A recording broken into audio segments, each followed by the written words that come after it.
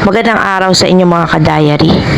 Welcome back sa ating channel. Medyo mabigat lang to yung topic na to kasi nga may nakita kasi akong article o campaign materials dito sa senior. Kasi marami mga kandidato dito na nag-iiwan ng mga campaign materials nila.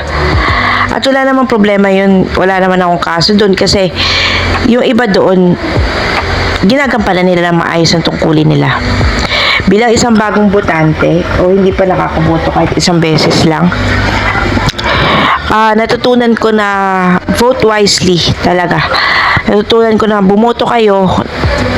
May free will. Binigyan tayo ng Panginoon ng free will na bumoto kung sino karapat-dapat na maupo sa gobyerno. Pero, ang topic natin ngayon ay ang pagtakbo ni Apollo C. Quiboloy. Si Apollo Quiboloy ay nakasuhan ng human trafficking, RA 9262 o Protection Against Children and Women. Marami siyang kaso. Bakit siya kinasuhan ng human trafficking? Kasi dinadala niya yung mga bata sa ibang bansa para mamalimos, para sa propaganda na meron siya. Ito mga ka-diary, ang hawak ko na to, ito yung nakita ko mismo sa senior. Iba-flash ko rin to yung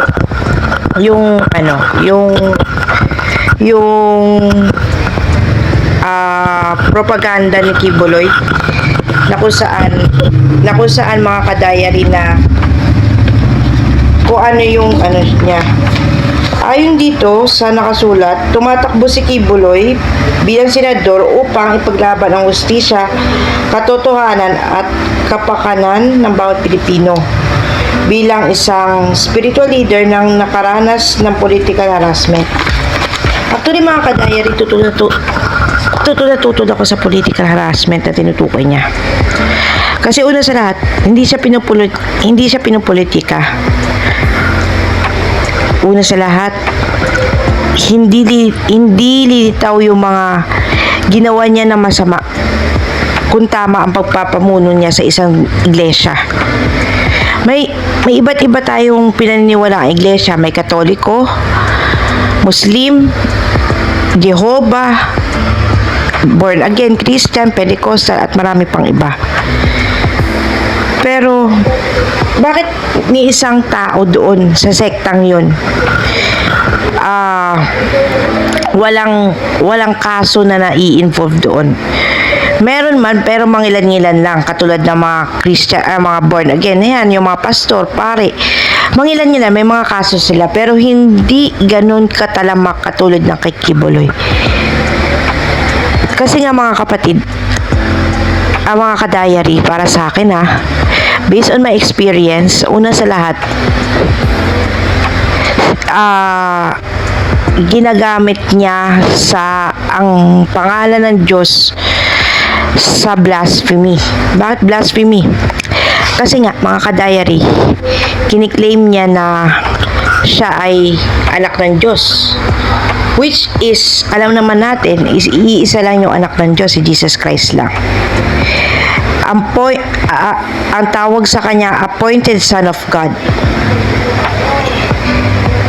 Kung nang lagi niyang binabanggit niya, I am the appointed Son of God. Pero sa part ko, based on, sa comment ko lang to, sa kakasabi niyang ganyan, tinatawag niyang angel of death na gobyerno. Para sa akin, tama lang yung ginawa sa kanya ng government kasi nga, sa sobrang daming kasalanan na ginawa niya, una, ginagamit niya ang pangalan ng Diyos sa hindi makatuturang bagay. Kalawa, gumagamit siya ng salita ng Diyos na kung saan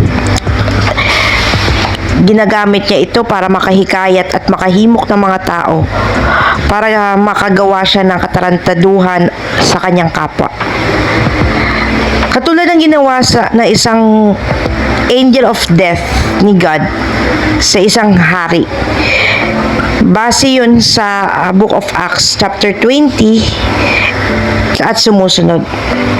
Kung pagbabasehan natin, pinatay siyang ini-strike siya, yung hari na yon is-strike ng angel at nabuhay siya sa lupa at pinamahayan siya ng mga uod. Sa panahon ngayon, mga kadayari, ano nangyayari kay Kibuloy? Part na yan ng pag-uusig ng Panginoon sa kanya. Kasi nga, una sa lahat, ginagamit niya ang Panginoon sa walang katuturang bagay. Sinasabi niya na Diyos siya. Sinabi din ng hari yun. Anak siya ng Diyos. Sinabi din ng hari yun na I am the God. Anong ginawa? Pinatay siya at inuod yung kanyang katawan. Habang tumatagal at palapit yung eleksyon. Ito lang masasabi ko sa inyo, mga kadayari. Bumoto tayo ng tama. Isipin natin kung sino yung boboto natin. Si Kibuloy o yung mga ibang senador. Sa atin nakasalalay ang kapalaran ng ating bansa. Pero meron akong hindi ko na ito papatagalin, mga kadayari. Meron akong ginawang AI short video na patungkol kay Kibuloy. Kung sino siya, kung ano siya, at kung anong klaseng pagkatao niya. At sana kayo na rin ang maghusga sa kung sino yung tunay na pagkatao niya.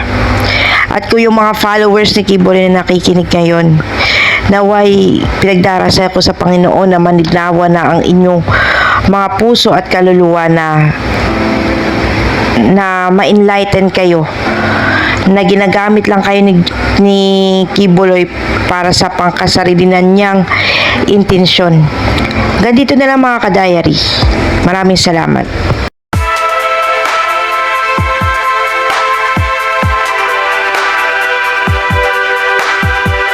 Isa nang to sa mga video na nakuha ko sa YouTube na kung saan inilahad ng isang rape victim ni Apollo Quiboloy sa kanyang simbahan na Kingdom of Jesus Christ. Inaamin ko rin sa inyong mga kadayari na ako mismo ay manghang-mangha noon sa mga pananalita ni Quiboloy, pero nung nalaman ko na mukhang salungat sa Bible na ang ibang tinuturo niya, tumigil na rin ako sa kakapanood sa broadcasting ni Quiboloy. Nung mga panahon na iyon, mga kadayari, medyo may alam na rin ako sa salita ng Panginoon, kaya habang nagsisalita si Quiboloy sa television, pinapangaral niya ang salita ng Diyos. Hindi na ako naniniwala sa kanyang sinasabi niya dahil alam ko na wala iyon sa salita ng Diyos. Kaya ako mismo nagdesisyon na tumigil na panoorin siya. Hanggang sa lumalabas na ang akusasyon laban sa kanya, doon ko napagtanto na may mali na sa kanyang ginagawa at sinasabi niya. Hali kayo, saksihan natin ang maikling video ng pagsasalaysay ng isang biktima sa kamay ni Apollo Quiboloy. Kaalis ni Jacqueline, sinimulan ko na yung pagmamasahe hanggang sa namasahe ko na ang paa at likod niya. Inaantok na ako that time kasi halos 1 a.m. to 2 a.m. na po siya. Gising na si Kibuloy nito, tapos sinabihan niya ako na umupo daw sa gitna ng kama. Sumunod lang ako sa instruction. Umupo ako na naka-cross legs. Nung itutuloy ko na dapat ang pagmamasahe, tumayo siya at umupo sa harap ko. Sinimulan niyang tanggalin ang butones ng t-shirt ko hanggang sa tuluyan niya tinanggal ang buong t-shirt ko. Sabi niya, tumalikod daw ako. Sumunod lang ako doon at tinanggal niya ang aking bra. Pagkatapos hinawakan niyang balikat ko at hinila pahiga sa kama.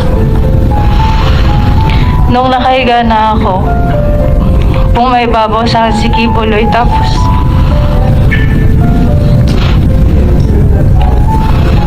kahit pareho pa kaming nakapajama nun, kinikis-kis niya ang ari niya sa ari ko.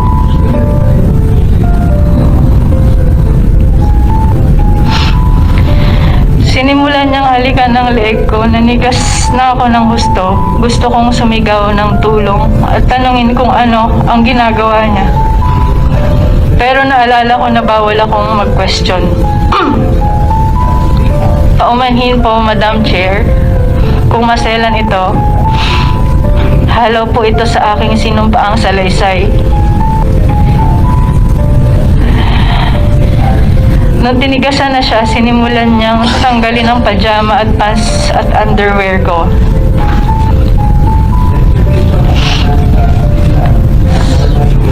Sinipsip niya ang dibdib ko, tinanggal din niya ang pajama pants at brief niya na nanginginig na ang katawan ko sa takot at nakatitig lang ako sa kisame. Pinipigilan ko na lang ang mga luha ko dahil sobra akong nagulat at walang magawa.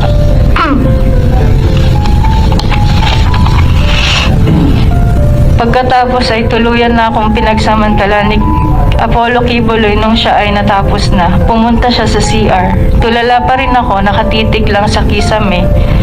At dito nagsimula na akong umiyak. First time ko kasi ito. Ang dami kong tanong pero inisip ko na lang para makampante na baka ito ang kalooban ng Ama sa buhay ko. Pagkabalik ni Quiboloy galing CR, inutusan niya akong magdamit na ulit. Umupo ako sa sulok ng kama at patuloy ang pag-iyak ko. Tapos tinawag ako ni Quiboloy. Sabi niya, Amanda, humiga ka dito sa tabi ko at matulog ka na. Natulog akong nakatalikod sa kanya pero niyakap niya ako at humawak pa sa dibdib ko. Pagdating ng alas 6 o alas 7, pinabalik na ako sa kwarto ko. Sinabihan niya pa ako, mamaya paggising mo ng maaga, huwag kang lalabas sa main na pinto. Doon ka sa likod sa garden. Tumango lang ako at sinabing, opo. Nais ko lang bigyan diin na minor pa ako noong nangyari ang mga ito. Nasaksihan ninyo ang paglahad ng biktima sa karumaldumal na pangmomolestya ni Quiboloy sa isang babae na ayon sa kanya 17 anyos pa lang siya nung mga panahon na iyon nung ginawa iyon sa kanya ni Apollo Quiboloy. Para sa akin ang nais ng Diyos para sa atin ay magkaroon tayo ng pananampalataya at pagtitiwala sa Kanya at sundin ang kalooban ng ating Panginoong Diyos. Kaso nang hindi sinabi sa Bible na gawa ng kahalayan ng iyong kapwa. Isa lang ito sa mga ginawa ni Quiboloy sa kanyang members na pinagsamantalahan niya at ginawa ng hindi maganda. Marami pa akong lalahad sa inyo ng mga kalokohan na ginawa niya sa kanyang mga members sa kanyang simbahan. Marami rin ako na-research about sa mga kaso niya. Isa na rito ang Republic Act 7610 o Special Protection Against Abuse, Exploitation and Discrimination Act na naglalayo na panglaga ng proteksyon ng mga minor na mga bata at kababaihan sa ating bansa. Marami pang mga case na isinampa sa kanya, hindi lamang ito, marami pang iba. Na kung saan sa susunod ko na video na lalahad sa inyo. Maraming salamat po sa panonood mga ka-diary.